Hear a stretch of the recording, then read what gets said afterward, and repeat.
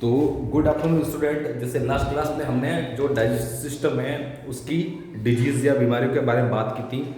जो इसकी अगली बीमारी है उसके बारे में बात करते हैं, उसका नाम है फेरेंजाइटिस। क्या नाम है? फेरेंजाइटिस। ठीक है, तो फेरेंजाइटिस को क्या बोलते हैं, किस किस रीजन बोलते हैं? ठीक है, तो आपको पता है फेरिंग्स क्या होता है? फेरिंग्स, फेरिंग्स को हिंदी में क्या बोलते हैं? ग्रसनी। क्या बोलते हैं? ग्रसनी। तो ये क्या है? ग्रसनी की सूजन, ग्रसनी की सूजन या ग्रसनी का इन्फ्लामेशन। ठीक है, जब आपको पता है ग्रसनी किस का पार्ट है, फेरिंग्स किस सिस्टम का पार्ट है, तो आप अच्छे से जानते हैं कि ग्रसनी है जो फेरिंग्स है वो पाचन तंत्र और श्वसन तंत्र दोनों का उभयनिष्ठ पार्ट है।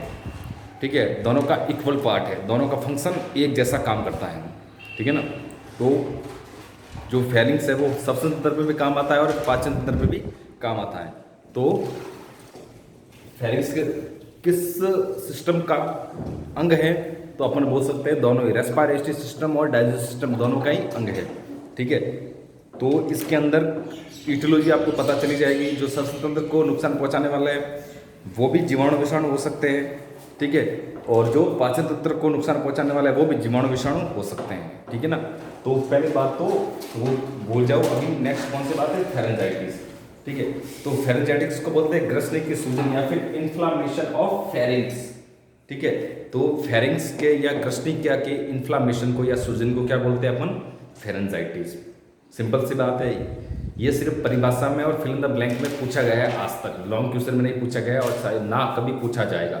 तो आपको सिर्फ इसकी परिभाषा याद रखनी है कि ग्रसनी की सूजन क्या बोलते हैं? फेरेंजाइटिस। ठीक है, अगर इसकी ईटियोलॉजी की बात करें अपन, इसके कारण या ईटियोलॉजी, तो ईटियोलॉजी की बात करें अपन इसकी ईटियोलॉजी की, तो ईटियोलॉजी के अंदर आपको वो के वो है भौतिक कारण। भौतिक का मतलब चोट लग जाती है, कील खाने में कील आ जाती है, नुकीली वस्तु आ जाती है, पत्थर आ जाता है, कंकड़ आ जाता है, वगैरह वगैरह वगैरह। तो वो हो गया। तो पहला क्या हो गया? फिजिकल या फिर भौतिक कारण। तो क्या लिख सकते हैं इसमें पहले?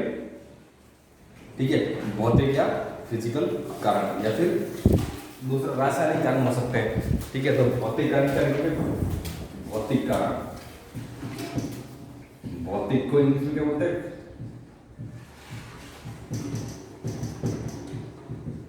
फिजिकल। ठीक है, तो भौतिक कारण में तो चोट लग सकती है उसको। ठीक है, गले में चोट लग सकती है, गले में कंकड़, पत्थर, ईंट, चूहे, निडल वगैरह। ठीक है, चुई हुई होती है या फिर निडल होती है वगैरह वगैरह, चुभ सकती है कील वगैरह, उसके कारण भी हो सकता है। अधिक गर्म खाना, अधिक ठंडा खाना, वो सब भौतिक में आ गए। रासायनिक पदार्थ जो एसिड है, बेस है, अम्ल है, क्षार है, वो हो सकते हैं वगैरह वगैरह वगैरह। अब जीवाणु विषाणु भी हो सकते हैं इसमें। तो दूसरा क्या हो गया? इन्फेक्टियस कोज। दूसरा कौन सा हो गया? संक्रामक। इसको इंग्लिश में क्या बोल सकते हैं? इन्फेक्टियस कोज। कौन सा? इन्फेक्टियस। तो संक्रामक या इन्फेक्टियस कोज कौन कौन से हो सकते हैं? आपको पता है बैक्टीरिया। पहले तो बैक्टीरिया के जीवाणु, जीवाणु कौन कौन से होते हैं आपको सबको पता ही है। जो पाचन तंत्र के थे वो इसके हो सकते हैं। तो एक्टिनोमाइकोसिस, एक्टिनोमाइसिस। दूसरा एक्टिनोबेसिलोसिस, एक्टिनोबेसिलोसिस। उसके बाद लेप्टोस्पाइरा। ठीक है, उसके बाद स्ट्रेंगल, एक बीमारी होती है स्ट्रेंगल, वो मतलब स्ट्रेप्टोकोकस से। तो और क्या ले सकते हो आप? स्ट्रेप्टोकोकस। ठीक है, यानी जितने आपको जीवाणु के नाम याद है सब के सब इसमें डाल सकते हो। पर ये हर केस में अगर सही जांच करने वाला है उसमें दिक्कत आ सकती है। तो आपको क्या ध्यान रखना है? कौन कौन सी बीमारियां जो मुंह के ऊपर प्रभाव अधिक डालती है, मुंह को ज़्यादा करती हैं, वो हो गई। उसके बाद जीवाणु विषाणु में भी, जैसे अब ये तो हो गए जीवाणु। ठीक है, कौन से हो गए? जीवाणु। अब अगर विषाणु की बात करूं मैं, किसकी? विषाणु। ठीक है, ये तो क्या हो गया? बैक्टीरिया।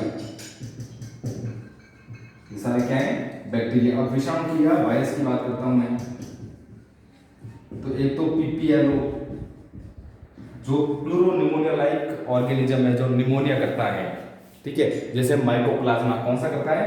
माइकोप्लाज्मा। ठीक ठीक है। एक रेबीज हो सकता है, कौन सा हो सकता है, रेबीज। उसके बाद कौन सा हो सकता है, रेबीज के बाद अपन देखिए और मुंह में रिंडरपेस्ट, एफएमडी वगैरह वो भी हो सकते हैं। उसके बाद इसके अंदर एक होता है जैसे कुत्तों में होता है कैनेल कफ, एक बीमारी होती है कैनेल कफ, तो वो भी हो सकती है। तो कुत्तों के अंदर स्पेशली कौन सी होती है, कैनेल कफ। तो कैनेल कफ का वो किसको कर सकती है, कुत्तों के अंदर। तो आपको पता ही है सिंपल सी बीमारी है, इसके अंदर कौन कौन से जीवाणु विषाणु हो सकते हैं। ये जो जीवाणु विषाणु जो आपको नाम याद है जो मैंने नोट्स में दे दिए वो भी हो सकते हैं, ठीक है। बाकी चोट लगना वगैरह वगैरह हो सकते हैं। अब सिम्टम सीधी बात है, लक्षण क्या देखेंगे इसके अंदर, तो लक्षणों की बात कर लेता हूं मैं। तो लक्षण क्या दिखेंगे, पहली बात है अगर गर्दन में है तो गर्दन में सूजन दिखेगी, हाथ लगाओगे तो दर्द होगा, खाना पीना नहीं खा पाएगा, मुंह से लार आएगी, ठीक है, गले सूजा हुआ दिखेगा, ठीक है ना, खाना पीना में तकलीफ होगी। ये सारे इसके क्या हो गए, लक्षण या सिम्टम्स हो गए, ठीक है। अब उपचार की बात करते हैं तो एंटीबायोटिक वगैरह आपको सबको पता ही है कि एंटीबायोटिक देनी है उसको, ठीक है, दर्द निवारक यानी एनाल्जेसिक देनी है, एंटी इन्फ्लामेटरी देनी है, सूजन को कम करने वाली औषधियाँ देनी है जो आपको लिखवा रखी है उसमें से कोई एक औषधि देना। उसके बाद एक इसके लिए विशेष सॉल्यूशन है, उसको मेंटल, कौन सा है, मेंटल सॉल्यूशन। तो मेंटल सॉल्यूशन आपको याद रखना है किसमें, उपचार में। तो उपचार में मेंटल सॉल्यूशन या मेंटल सॉल्यूशन।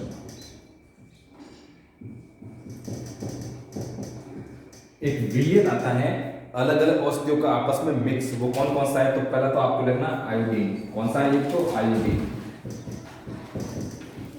ठीक है। आयोडीन कितना होना चाहिए आपको, 600 ml या 600 ग्राम, ठीक है। तो क्या हो गया, पहला तो आयोडीन कितना होगा, 600 ml या 600 ग्राम। उसके बाद दूसरा आता है प्लस पोटेशियम आयोडाइड, कौन सा, पोटेशियम आयोडाइड, ये कितना होना चाहिए आपके 1.2 ग्राम पोटेशियम आयोडाइड, ठीक है। प्लस एक पिपरमेंट का तेल आता है, किसका, पिपरमेंट का, तो